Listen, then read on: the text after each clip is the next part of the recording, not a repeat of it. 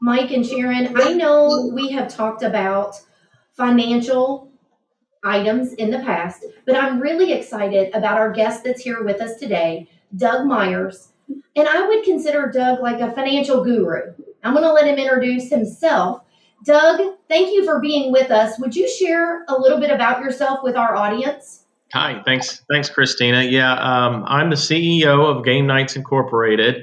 Also a author of two financial books and a retired financial advisor. And it's just nice for you to have me talk today.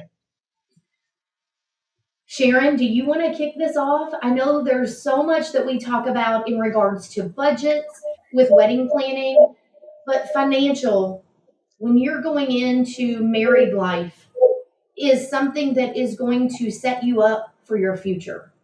Sure, Mike. I'm a really good wedding planner, by the way. Nice to meet you. But when my couples ask me advice about, I am a really good wedding planner. I don't know what I should know about financial things, is what I'm saying. So when my couples ask me for wedding advice, I'm comfortable. But when they start asking me what they should do to prepare for life after their wedding, that's where I feel like I fail sometimes. So if a young couple came to you and said, what should we do to set ourselves up for financial success? What would be your top, I don't know, 5 tips?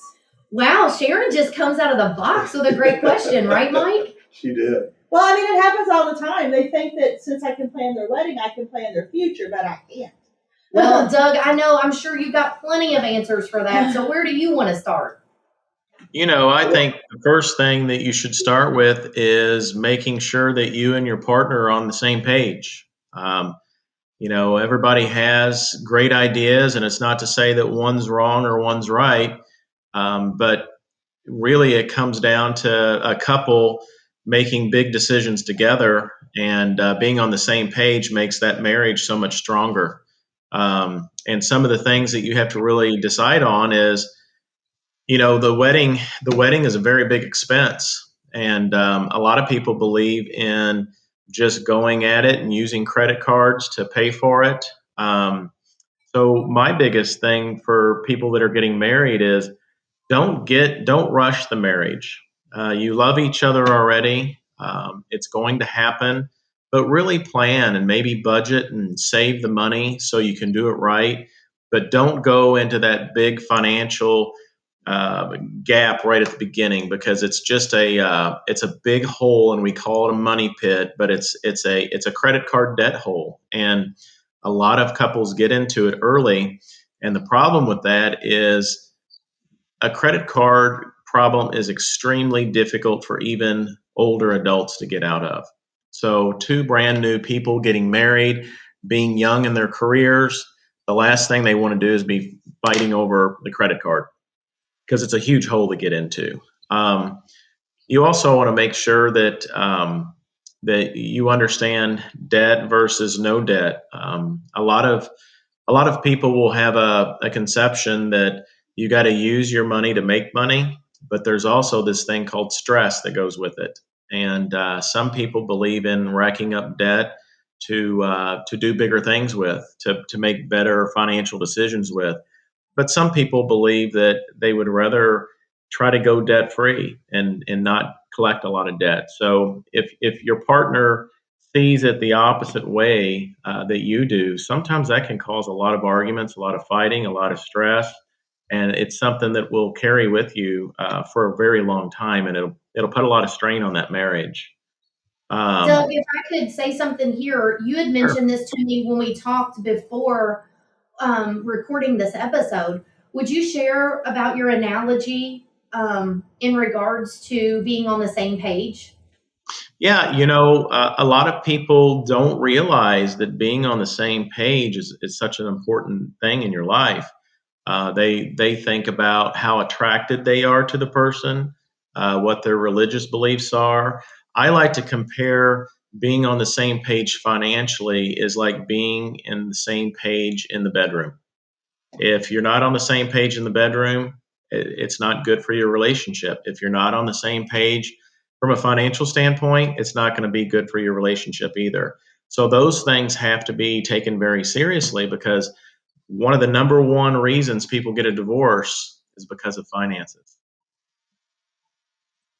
Wow. I mean, that's Sharon, we talk a lot about having a conversation about the budget with your wedding planning.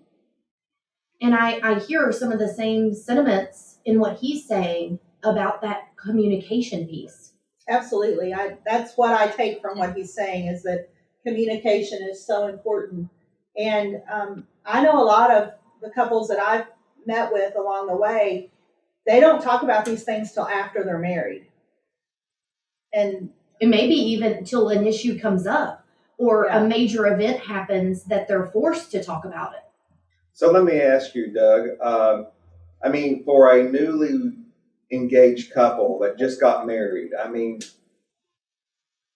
this is a crazy question, but what in a realistic life, what should me and my partner think about first?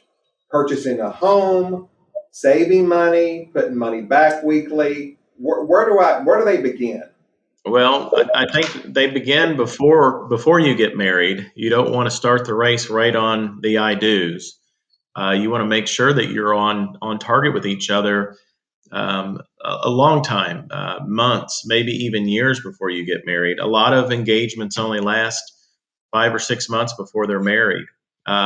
Sometimes an engagement is supposed to be for a longer period of time, so you know what it's like. You should have that whole cycle, that full year before you tie the knot. And what you do during that year is make sure that you agree on how money is going to be spent.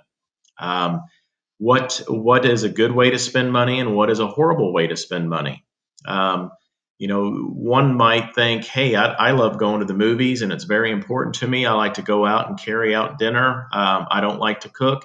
The other one might be thinking, hey, I like to cook and I like to stay home and I like to save money that way. And I really don't like movies. So I think that engagement period is really a period of time where you're testing to see what it's going to be like to be married. But during that time, you need to have a plan. You need to put a plan together and don't be in a rush to go buy a house. Everybody's in a rush to get a house. The better way to do that is try to find some place for an affordable living, whether it be renting, whether it still be staying with mom and dad. I know mom and dads don't want to hear that, but you have to do what you have to do to save money. And during that time, really find out what does the perfect house look like. Is it location? What do you want the kitchen to look like? What do you want the halls to look like? What do you want the flooring to look like? Do you want brick exterior or not brick exterior? What's the backyard going to look like? So these are things that potential brides and grooms together can make it really fun and be like, okay, well, let's look at what our vision is and make sure that our vision matches up. Because the last thing you want to do is rush into a home and then you're not happy with that home and it becomes one of the worst decisions you've ever made.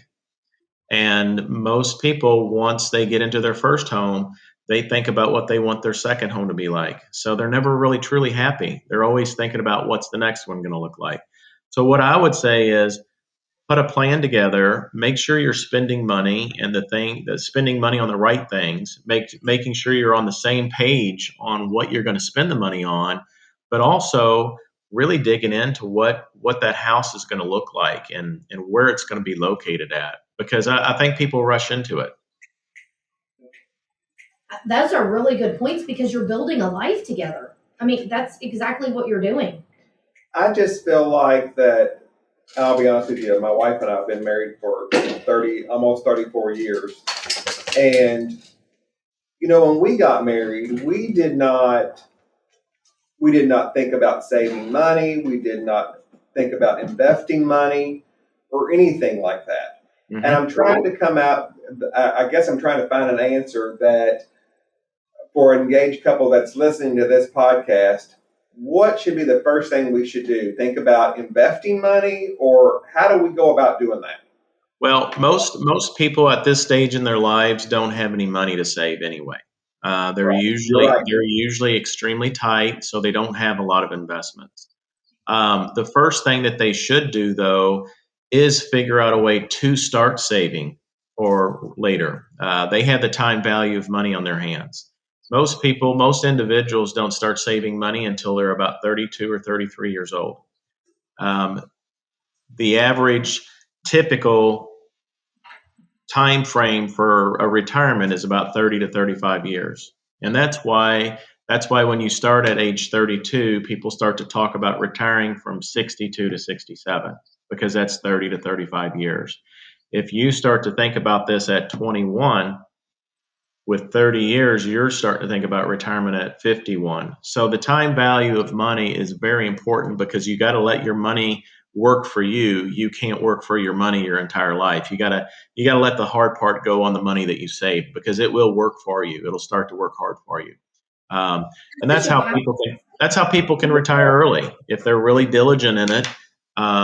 Then they can get in there really early and retire. But if they wait until their 30s, like most of us, they're not going to retire until they're in their 60s or 70s. Yeah, you're exactly right because I mean, I did not even think about it until I was 30 years old. Mm-hmm. And I would give so much. I mean, I would just recommend for these Hindsight. younger people to think about this stuff early and not wait till they're 30 or 35 years old like me, because I mean, I would just do so much different if I knew then what I know now. And that's why I Absolutely. wanted to bring this topic up, because if we start the conversation, even if people don't take action from listening to this episode, they've already, at least a seed's been planted. Because so many of us would go back and do things a little different when we've already been through it. Yeah. Sure. I know one of the things that I hear come up a lot as I'm meeting with couples, and I have 2 grown sons that are both married. When you get engaged and someone or both parties are coming into the relationship with debt, student loans is one I hear all the time. Do you feel like the debt should all be paid off before they get married?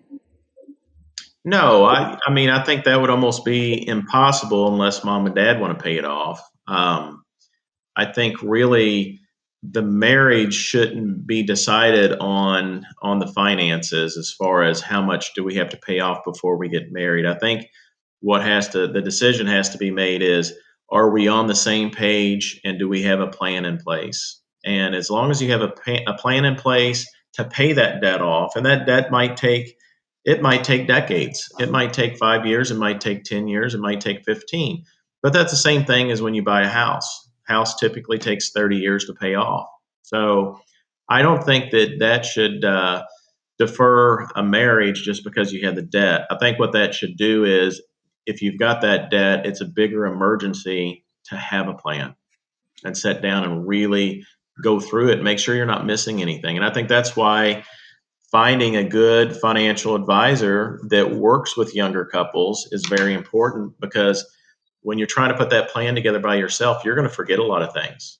There's a lot of things you haven't experienced yet, and you're going to find out the hard way and be like, oh, you mean I have to pay that huge vet bill because I have 3 dogs because I really wanted a dog. That's one of the things with newlyweds, is they always want to have pets. And at that stage of life, you're very busy. You're new in your career. You're trying to develop yourself. You're working on your relationship. You're wanting to get a house. Your expenses are a lot higher than sometimes what you're making. The last thing that you need is more pets, more food, more vet bills. And then you always complain about, oh my gosh, I don't spend enough time with my pet. My pet's mad at me. Now you got stress that you're taking into your marriage too. Wow. That's an interesting take on that. I've never thought about it. Pets are great as we get older, but at the beginning, you've already got a lot of strikes against you because you're new in your career. And what Mike was talking about earlier was about saving money early. The one thing that young adults don't think about is things do happen to them. There's changes in life, jobs changing. You don't like what you do. So when you're working, you want to have a passion and you want to enjoy and love what you do. And sometimes that takes time to find that. And maybe that first job's not the right one for you. Maybe it's the 4th job, but you just went through 3 changes. and it put a crunch on your income. You only had one income person during that time. Maybe you get fired. Maybe you have health issues. Maybe you just have bad luck. So having that savings and trying to get as debt free as possible is huge during that beginning, because you don't know what changes are going to come your way. So a segue into this, Doug, one of the things that Mike had mentioned, and I was trying to think in my mind, what is one of the ways that you suggest people save money, just as a general? I As know a it doesn't maybe apply to everyone, but do right. you encourage them to put X number of dollars or a percentage in the bank every month in a savings account? Just a starter point. As a starting point, I believe you should have a savings account that you just don't touch unless you have to for an emergency. But according to your budget, you need to put it down as an expense. It's just an expense. It's $100 a month or $200 a month or $50 a month, but at least you look at it as an expense, so you're always paying it, and all you're doing is hiding it from yourself. Once you start to do that, you'll learn to save money. Interesting. That's a good, I never had heard it say treat it as an expense. The main thing that I'm getting from everything that he's been saying, though, and that's such good information, thank you so much, is that communication is key. Mm-hmm. Be honest about where you are before you get married. I know that's one thing that I didn't do the first time I got married, and was single for quite some time, and then remarried and did it the second time. Is be honest and open with each other. What debts do you have? And like you said, make that game plan to take care of that. But what I hear it all boiling down to is communication. And that comes up so much in what we talk about with wedding planning and life in general. Communication is so critical. And hearing them talk about it is especially in financials. Yeah, think about setting down and going over a budget and very detailed every month until you get your hands on it completely. When you're doing that, you're going to learn things about your partner that maybe you didn't pay attention to. Boy, we sure do spend a lot of money eating out.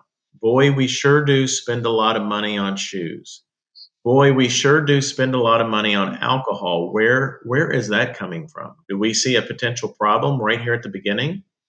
Doug, I have to interject here. Don't forget about those coffee lovers out there. How much money do you spend on coffee, Sharon? I mean, I'm not mentioning names. Yeah, coffee is a huge. I mean, if you take those 2 glasses of Starbucks coffee and you add those up over time, invest that into a sound S&P 500 mutual fund, I bet you the numbers would be staggering after 10, 15, 20, 30 years. And I'm not just calling out Sharon. I have been as guilty of it, $5 here, $6 here. Coffee. But like you just said, if you do that twice a week times 52 weeks in a year, that's wow. It's a lot. It's $6 or $7 every time I go. Well, and like you're mentioning eating out. I mean, let's be honest. That's our problem. I mean, we eat out a lot. I mean, it's because we always have. Well, and I think couples today are so busy that it's quicker and easier to eat out, but he's correct. It's a huge expense. Well, I'll share with you when Josh and I were dating, I ate out a lot. I'm not really a cook. I can fix a mean breakfast. Now I can whip up some sausage and eggs, but Josh, on the other hand, cooks. He very rarely ate out. Very rarely, maybe a special occasion. And that's just because he was raised that way. They ate in a lot. It was more of a treat to go out and eat. And he will say that that's one of the things when we were dating that was an adjustment, or for us to find balance. All I had to do was start liking his cooking, which that wasn't difficult. But in all honesty, what Doug mentioned, when you're trying to figure out, is it a really good fit? That is one thing when we talk about eating out. I think a lot of other people go through that. Well, and just by having this podcast and bringing the awareness of what Doug's talking about to our couples or to our brides, I mean, I think it's so important because I'll be honest with you, most younger people do not really think about what's the next day after the wedding. When she has her Cinderella moment walking down the aisle and they're having their party, And then they go on their honeymoon. then they go on their honeymoon, and then they get back, and then it's reality. Reality slaps them in the face, basically. And I see a sometimes. lot of times with weddings, they get so entrenched and wound up in the wedding planning process that when I say, hey, we're starting to go over budget or we need to kind of reel some things in, they will say, I want it. We'll just put it on a card. We'll deal with it. We'll pay for it now and deal with it later. I hear that a lot. And Doug, one of the things too that you will probably add in about credit cards is you're not actually paying that amount. You're actually end up paying quite a bit more for whatever it is you said yes to. It's a hole that you get into that you can't get out of. I mean, it becomes bigger and bigger, and it compounds. Interest rates on credit cards are ridiculously high. They're anywhere between 12% all the way up to 28%. So, you think about that type of interest rate, you can't get out of a hole like that. So it's going to be something that stays with you for a really long time. And I'll tell you, the biggest problem that I've seen with newlyweds is they can't afford the house that they want right now, so they run out and they get new cars, because new cars are a good supplement to just having that emotional cool down where they just want to have something together. They just want something together so bad, they go out and they run and they get a car. But there's this thing called a new car blues. And a new car blues means you get excited about it, but it only lasts for a month. After that month is over, then you get your first statement and you see how much money you owe, and you know you're going to be paying on that for a really long time. So I would just advise newlyweds, don't go out and buy new cars for your first little transaction together. Really think about it, because if your car's in good shape and it's still running, that's just like going out and eating and spending your money is going out and buying a new car. The one that you have is working, so run it into the ground and save your money and try to focus on that house instead of focusing on a new car. Because once you get those two new cars, your house is going to be a lot worse than what you're wanting. You're going to have to end up getting a lot smaller house. Very good point. Wow. Doug, I know you had some stuff. Did we cover the items that you thought were some of the most important? Oh, I think so. I mean, people say don't go out and spend your money and eat out. But I tell you, back in the 80s and the 90s, one of the things that we really did was we played games in the kitchen. And when you sit down and play games, and you can have people over and have fun with family and friends instead of going out and eating with them. And when you're playing games in the kitchen, guess what? You get to learn each other a lot better. You get more interaction with each other, and you get to know your partner a lot better. And it doesn't cost anything. Good advice too. Yeah, I think there's so many things that are not financial that relate to food. Every celebration is, we go out here. Oh, it's the weekend, we go out here. That's a whole nother conversation. But Doug, this has been really good. With sharing some of this first steps, and I'm sure that there's other things that we can add in down the road. I think Doug is an excellent source of information just with his background. Yes, very much. Thank you so much. Thank you. Well, thanks for having me, guys. So much. For anybody that wants to connect with you, we're going to put that information in the show notes, so we'll get that. And no matter where you're listening to this podcast or on our website, you can get access to where you can connect with Doug. Thank you, Doug, for your time. We really appreciate it. Hey, thanks a lot. Hopefully we can visit this conversation again here in the future. That sounds good to me. Thank you, Doug. All right, thank you. For all of our listeners, we appreciate you tuning in. We would love to hear your feedback or what your takeaways are from this episode. You can always go to our website and hit the contact button. Until next time, everyone, stay safe.